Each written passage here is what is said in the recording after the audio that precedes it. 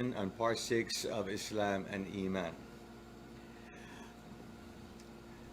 The following explanations are intended to clarify the nature of the universal ethical laws of Islam, which are shared but not exclusively embodied by Eman. 1. These ethical guidelines are meant to restrain human behavior. One may call them our inner conscience, al-dhameer in Arabic, something we attain through education. 2. They are essential, innate, moral values that exist only within our human consciousness. One can easily transgress ethical rules and violate moral injunctions because they are, insofar as they do not objectively exist, inherently weak. Therefore, every civilized society is compelled to firmly establish them as social rules by way of reward and sanction. Those who dare to undermine these values by reckless, unsocial behavior must be prosecuted without mercy.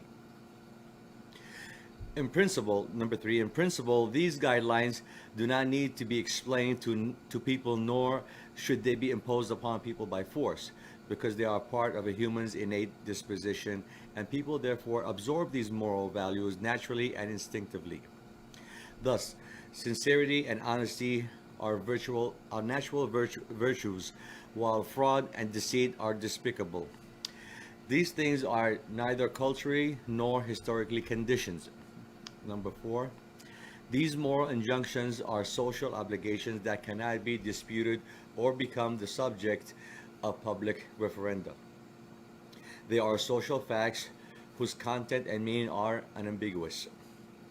Lies or disrespect of parents will always be seen as repulsive behavior and cannot be reinterpreted as honesty or respect. To establish these moral values as social norms does not imply a denial that immorality and evil exist in this world. Islam is a realistic and pragmatic religion in which there is no room for beatified, unreal visions or fantasies. It knows how to accept both good and evil in this world, in the same way as it acknowledges the existence of death. We hear it in the book, every soul shall taste the death, every soul shall have a taste of death, and we test you by evil and by good by way of trial. To us must you return. Al-Anbiya 21 verse 35. Number 5. These guidelines reflect universal values that encompass all periods of human history. This means that their ethical truth is hidden beneath their explicit expressions in the book. The vast potential of ethical truth is not exhausted by explicit expressions of moral guidelines. In other words, one may add other moral guidelines and expand on those that already exist. What is required in human wisdom, not divine revelation. Moral guidelines are formulated by most astute people of a society who know how to harmonize ethical rules with the life experiences of the common people and how to link them to the accumulated wisdom of their cultural past. Undoubtedly, history offers people much wisdom and is at the same time their fiercest admonisher, since it relentlessly mirrors the real experiences that people have in their daily lives. Number 6, all these moral guidelines are firmly interlinked, forming a holistic net of strings and connections. No partition or division is allowed because there is only one undividable path. The book puts it like this: verily, this is my way, lead it straight, follow it. Al-An'am 6, verse 51, 53. 7. To adhere to these moral guidelines does not depend on the individual's strength and human capability. To believe in God and to follow these moral commandments require neither special skills nor high intelligence. One does not need to be exceptionally gifted in order to know that the killing of other people is wrong. Such an aversion is ingrained in human nature. One may perhaps compare the pillars of Islam and its commandments to what we know from counting goals in football. It is, for example, either 1 or 0, but never anything in between. The book says, O believer, fear Allah as He should be feared, and do not die except as Muslims. It means that Al-Islam and its pillars demand that we fear Allah as He should be feared. And everyone who thinks this verse has been abrogated by Surah 64, verse 16, has been spitefully deceived. Morality is here understood as a social, spiritual law that lays the foundation of the relationship between the members of human race. It distinguishes human beings from animals, and it is effective, regardless of the economic structure in a society. The morality of Islam is characterized by universal validity. It achieves its characteristics as general ethics through its status as divine revelation. This morality differs from mere custom and traditions, which, although mentioned in the book, were neither stated as precise rules nor, because of their nature as constantly changing social practices, explicitly particular norms. In contrast, social ethics were revealed in the form of commandments, the Furqan, from Noah onward until Muhammad.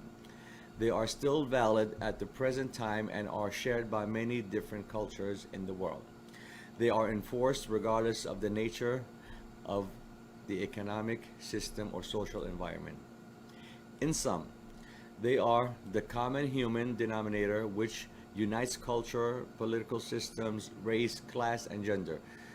They directly influence the individual's social behavior once they have been institutionalized as the cultural norm or common practice.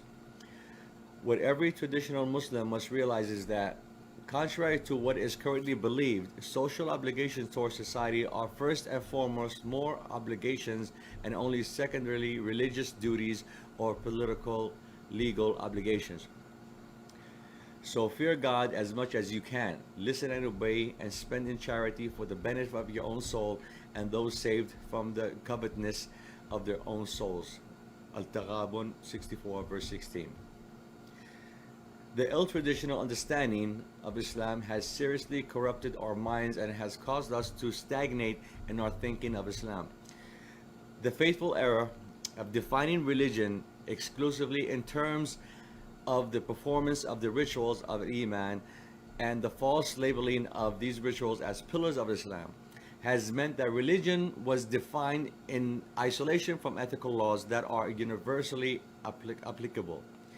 It meant that a person's religiosity was measured solely by his or her fulfillment of ritual obligations, regardless of that person's moral or social behavior in society. The confusion of Islam with Eman has produced their conceptual difficulties. For example, the confusion between several different degrees of permission and prohibition, such as A. Al-halal, what is absolutely allowed, Al-haram, what is absolute taboo, and which can only be decreed by God, and B. Al-masmuh, what is permitted, Al-mamnu, what is forbidden, which is decreed by positive law, C. Al-ma'ruf, which is prescribed as right, or al-munkar, what is prescribed as wrong, the result of a popular practice and social conventions. D. Al-hasan, what is good, al-qabih, what is bad, and which is subject to the personal taste of each individual. This confusion between legal, social, and moral rules and the muddling of the many different levels of jurisdiction has created this dreadful current trends among many traditional Muslims to excessively label things as absolute taboos, haram, for which there is no evidence in the divine text of the book. We hear, for example, that for a woman to show her face in public, to hear a woman's voice, to play musical instruments, to make sculptures, to take photographs, or for fear that the devil might slip into someone's mouth, to yawn with one's mouth open, even to clip one's fingernail at night. All things that are normal everyday activities have suddenly become absolute taboos. We should remember that the great sins in Islam are only those acts that transgress the 10 Commandments of the universal Quran. Everyone who claims that there are 70 major sins or even 700 has been thoroughly misled. Thank you for following part 6, and we would like to hear your thoughts. Part 7 will follow, and thank you.